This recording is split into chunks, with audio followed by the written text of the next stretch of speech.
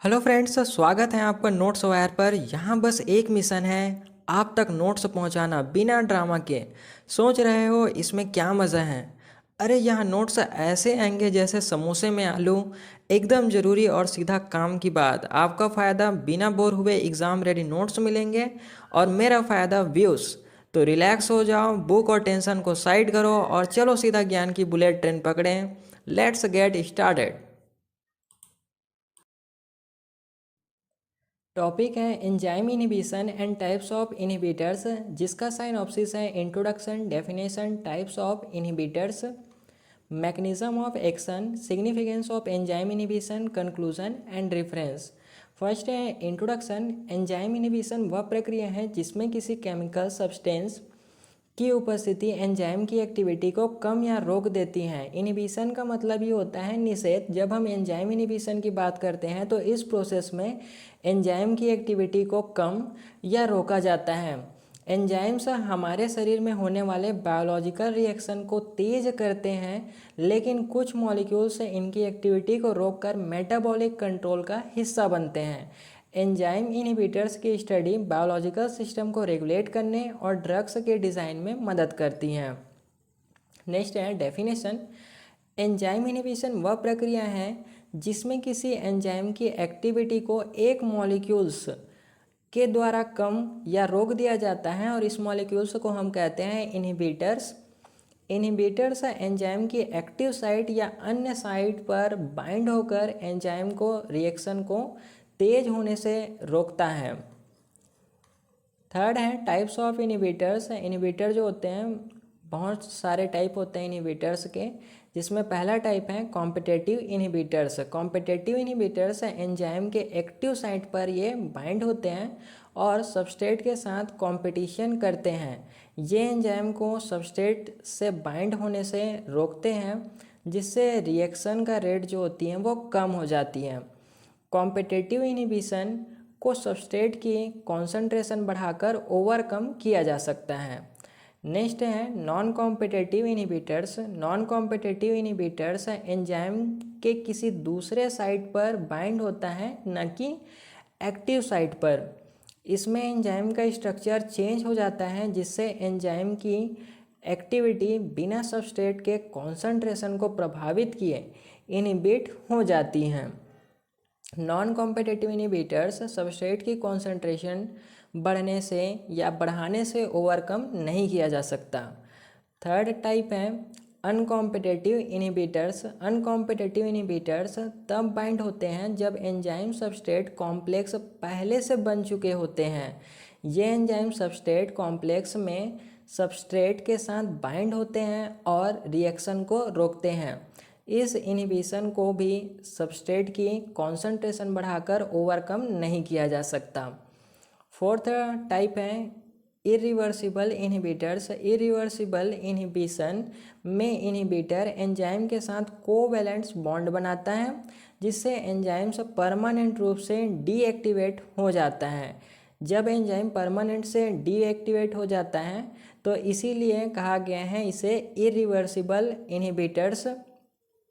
इस प्रोसेस को रिवर्स नहीं किया जा सकता है। इरिवर्सिबल इनहिबिटर्स एंजाइम की एक्टिव साइट को परमानेंटली ब्लॉक कर देता है या एंजाइम के स्ट्रक्चर को डैमेज कर देता है।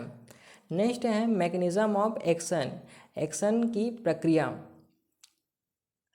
फर्स्ट है active site blocking. Competitive inhibitors enzyme की एक्टिव साइट पर बाइंड होते हैं और सबस्ट्रेट को बाइंड करने से रोकते हैं। इसका मतलब है कि एंजाइम अपनी नॉर्मल कैटालिटिक फंक्शन परफॉर्म नहीं कर सकता। दूसरा है ऑलोस्टिक इनहिबिटर्स। नॉन कॉम्पिटिटिव और अनकॉम्पिटिटिव इनहिबिटर्स एंजाइम के दूसरे पार्ट पर बाइंड होते हैं। केवल जो कॉम्पिटिटिव इनहिबिटर्स होते हैं ये एक्टिव साइट पर बाइंड होंगे, बाकी सभी अलग अलग स्थान पर बाइंड होते हैं। जब हम नॉन कॉम्पिटिटिव और अनकॉम्पिटिटिव इनहिबिटर्स की बात करते हैं तो ये दूसरे पार्ट में बाइंड होते हैं और एंजाइम के शेप या फंक्शंस को चेंज कर देते हैं, जिससे एंजाइम की एक्टिविटी बिना डायरेक्टली एक्टिव साइट को ब्लॉक किए इनहिबिट हो जाती हैं। Covalent bond formation irreversible inhibitor enzyme के साथ कोवेलेंट बॉन्ड बनाते हैं और एंजाइम को परमानेंट इनएक्टिवेट कर देते हैं या एंजाइम के शेप को चेंज कर देंगे। फिफ्थ है सिग्निफिकेंस ऑफ एंजाइम इनहिबिशन, यानी कि एंजाइम इनहिबिशन के इम्पोर्टेंट्स। पहला इम्पोर्टेंट्स है metabolic regulation. Enzyme inhibition cell में मेटाबॉलिक पाथवे को रेगुलेट करने का एक तरीका होता है। जब किसी पाथवे को इनहिबिट करने की ज़रूरत होती है तो एंजाइम की एक्टिविटी इनहिबिटर्स के थ्रू कम की जा सकती हैं। नेक्स्ट सिग्निफिकेंस है ड्रग डिज़ाइन। कई ड्रग्स एंजाइम से इनहिबिटर्स के रूप में काम करती हैं।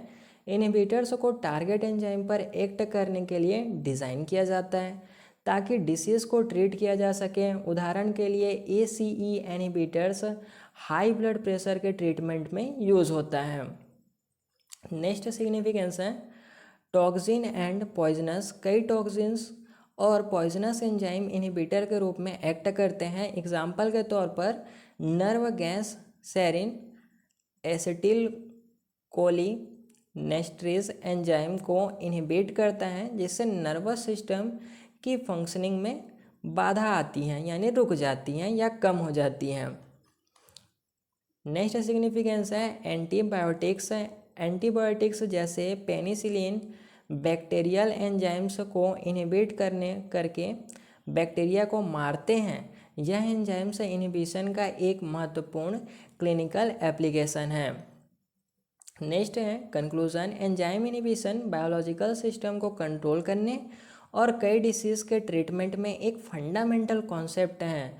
कॉम्पिटिटिव, नॉन कॉम्पिटिटिव और इरिवर्सिबल इनहिबिशन का डिटेल्ड अंडरस्टैंडिंग हमें मेटाबॉलिज्म, ड्रग डिज़ाइन और टॉक्सिकोलॉजी में इंसाइट प्रदान करता है। इनहिबिटर्स बायोलॉजिकल फंक्शन को रेगुलेट करने और थेरेप्यूटिक्स को डेवलप करने के लिए एक महत्वपूर्ण टूल होता है। नेक्स्ट है reference biochemistry bye Albert R.H. फेरे, biochemistry and molecular biology by इलोट।